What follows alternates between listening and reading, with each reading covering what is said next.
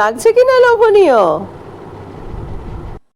আজকে চিংড়ি মাছের স্বাদ বদলের জন্য নতুন কি উপকরণ দিয়ে তৈরি করলাম সেটাই তোমাদের সাথে ভাগ করে নেব।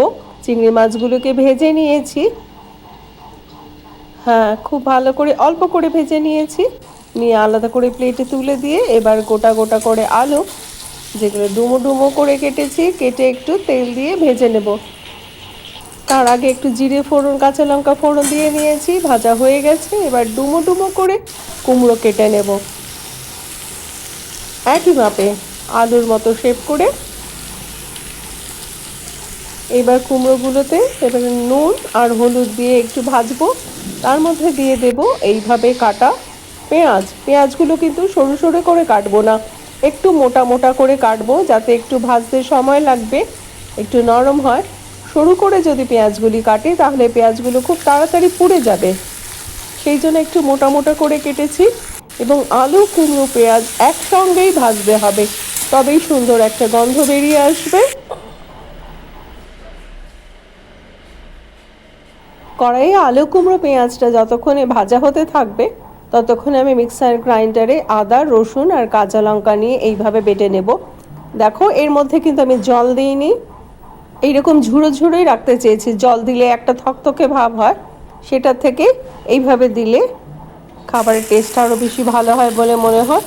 এইবার আলু আর কুমড়ো তো যথেষ্ট ভাজা হয়ে গেছে, এবং আদা, রসুন আর কাঁচা লঙ্কা বাটাটা আমি এর মধ্যে দিয়ে দেবো আর একটু জিরে গুঁড়ো দিয়ে আমি খুব ভালো করে একটু কষিয়ে নেব।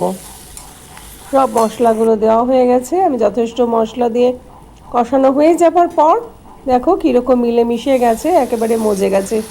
এর মধ্যে বাকি সেদ্ধ হবার জন্য একটু জল দিয়ে দেবো, খুব বেশি জল দেবার দরকার নেই।